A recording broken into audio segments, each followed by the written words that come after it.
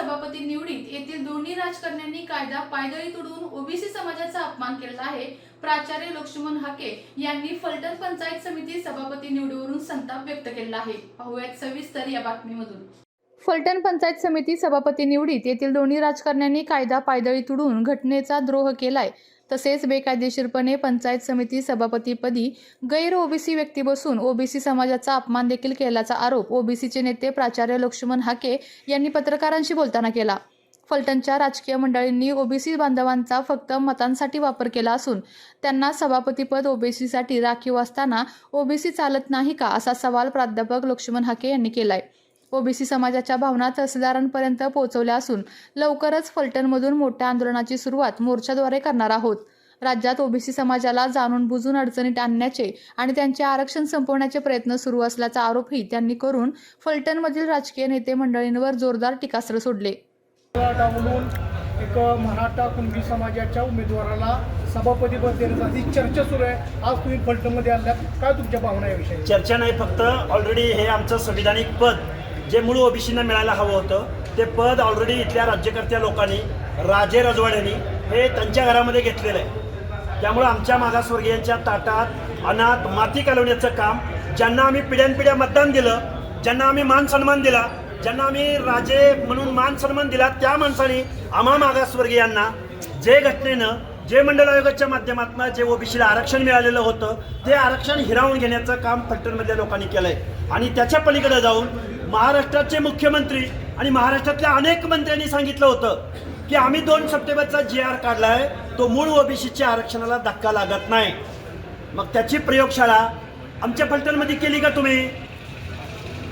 ही प्रयोगशाळा कोल्हापूरचं महापौर पद देताना तुम्ही कुणाला दिलं? पिंपरी चिंचवडमध्ये, पुण्यामधली परिस्थिती काय?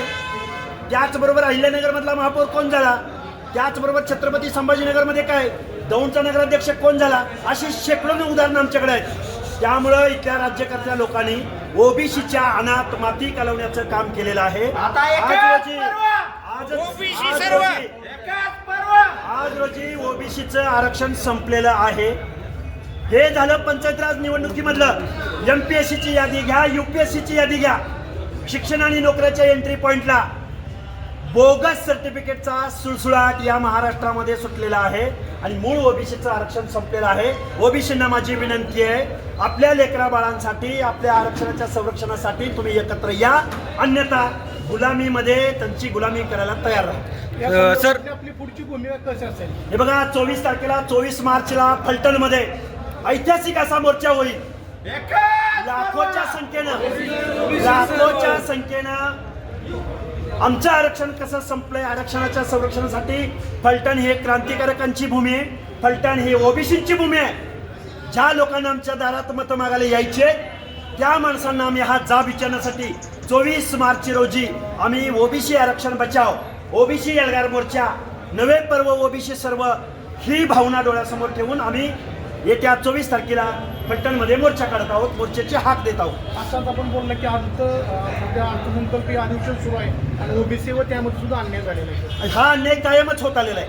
ज्या फुले शाहू आंबेडकरांनी देशाला दिशा दिली, ज्या फुले शाहू आंबेडकरांनी पुरोगामी विचार महाराष्ट्राला दिला, त्याच महाराष्ट्रामध्ये ओबीसींना 0.5% वर बजेट दिलं जात नाही.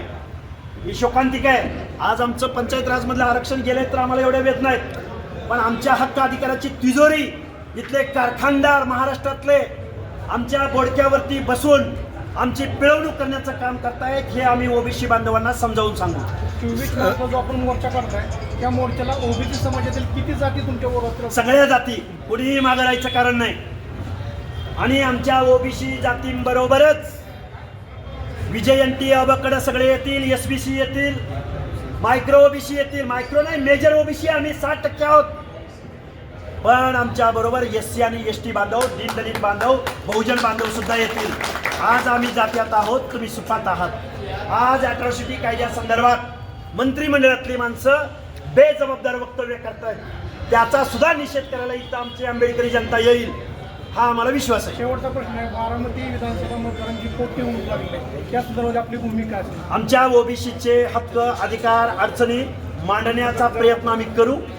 त्या निवडणुकीसंदर्भात मी इथं बोलणार नाही. मी बारामतीच्या डायसवर ते बोलीन. साहेब दुसरा एक असा मुद्दा आहे की राष्ट्रवादी बीजेपीचे सर्व कार्यकर्ते आहेत, पण कदाचित त्यांना जर वरून प्रेशर आलं, कोणी प्रेशरला भीक घालणार हा. नाही. इथं सगळे निवडून आलेले सदस्य आहेत, अनेक पदाधिकाऱ्यांनी राजीनामे दिलेले आहेत. अरे आम्ही जनतेसाठी आम्ही आहोत आणि ज्या जनतेच्या जीवावर आम्ही राजकारण करतो पण ते मोर्चात सहभागी होतील का? सगळे होणार सामील, आणि जे कोणी होणार नाहीत त्यांना शुभेच्छा आहेत. म्हणून आम्ही आमच्या हक्क अधिकारासाठी, संविधानिक तरतुदीसाठी आम्ही घरी बसायचं अजिबात चालणार नाही. बरोबर. ओबीसी सारा एक आणि फलटणच्या क्रांतिकारी नगरीमधून या एल्गार मोर्चाची सुरुवात होईल. म्हणजे नक्कीच मोर्चाला सगळे सहभागी असतील, सगळे राष्ट्रवादी सहभागी असतील, असणार. बीजेपी असू, सगळे असू. लाखोंचा जनसमुदाय येणार, लाखोंचा.